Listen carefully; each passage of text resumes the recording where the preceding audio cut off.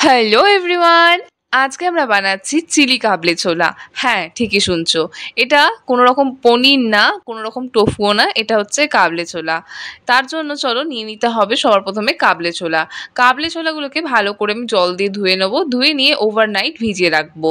তোমার যদি বেশি সময় না থাকে তাহলে তুমি গরম জলেতে 3 থেকে 4 ঘন্টা মতন ভিজিয়ে রাখতে পারো। কাবলি ছোলাগুলো ফুলে গেলেই চলবে।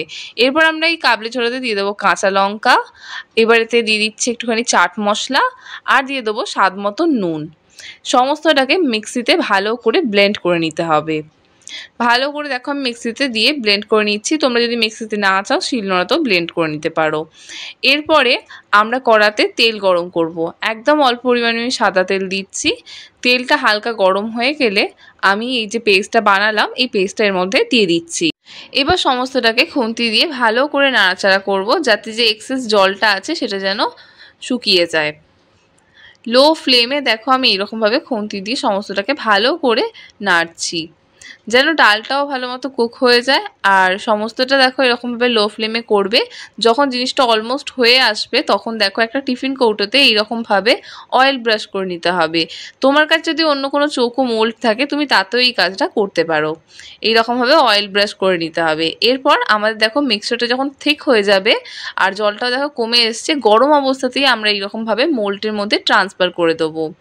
ঠান্ডা করে মোল্ডে ট্রান্সফার করো না, গরম অবস্থাতেই ট্রান্সফার করবে। ঠান্ডা হয়ে গেলে কিন্তু জিনিসটা শক্ত হয়ে যাবে, তখন কিন্তু মোল্ডে দেওয়ার কোনো ফায়দা হবে না।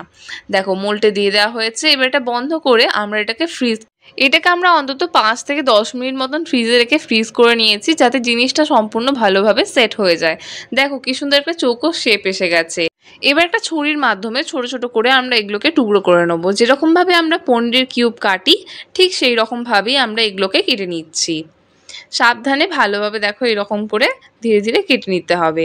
এবার একটা প্যানেতে সাদা তেল দিয়ে দেবো। তেল গরম করে আমরা যে ছোটো ছোটো কিউব কাটলাম সেই কিউবগুলোকে এর মধ্যে দিয়ে দেবো। তেলটা যখন গরম হয়ে যাবে তখন দেখো আমি এগুলোকে দিয়ে দিয়েছি। দিয়ে ভালো করে এপিট ওপিট কিন্তু ভেজে নিচ্ছি।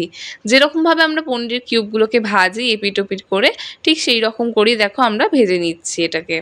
যতক্ষণ এগুলো ভাজা হচ্ছে ততক্ষণ চলো আমরা সবজিগুলোকে কেটে নিই। আমি নিয়ে নিয়েছি ক্যাপসিকাম, পেঁয়াজ, রসুন আর কাঁচা লঙ্কা। সমস্তটাকে ভালোভাবে দেখো কাটা হয়ে গেছে। আর এগুলো আমাদের অলমোস্ট ভাজা হয়ে গেছে। এগুলোকে আমরা এবার তেল থেকে তুলে নিচ্ছি। লেফট ওভার তেলের মধ্যে আমি দিয়ে দিচ্ছি রসুন কুচি।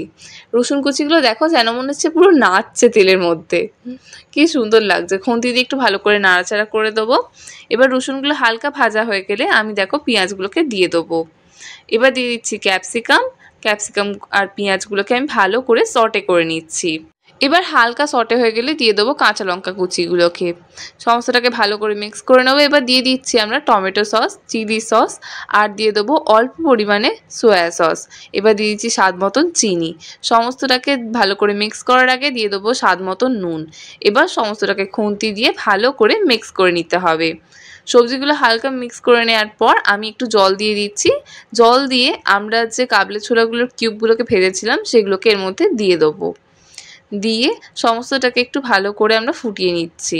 ভালো করে কিন্তু মিক্স করে নিতে হবে। জল কিন্তু খুব বেশিও একদম দেবে না, যতটুকু রিকোয়ারমেন্ট ততটুকুই দেবে। দেখো আমি অল্প করেই জল দিয়েছি। এবার দিয়ে দিচ্ছি কর্নস্টার্চ দিয়ে সমস্তটাকে ভালো করে মিক্স করে নেবো যতক্ষণ না গ্রেভিটা আমাদের ঠিক হয়ে যাচ্ছে। এবার আমাদের কাবলি চিলি একদম রেডি। যারা দুধ বা চিকেন খাও না তাদের জন্য এটা একটা বেস্ট অপশন। এবার তোমাদের একটা ছোট্ট কাজ, চটপট যাও ইউটিউবে সার্চ করো ফোরন বলে, সাবস্ক্রাইব করে বেল আইকনটা ক্লিক করতে একদমই ভুলো না, যাতে আমাদের নিত্য নতুন রান্নার নোটিফিকেশন তুমি সবার আগে পাও। আর তুমি যদি আমাদের ভিডিও ফেসবুকে দেখে থাকো তাহলে আমাদেরকে ফলো করে দিও। And don't forget to like, comment and share. ইতি তোমার ফোরন। বাই।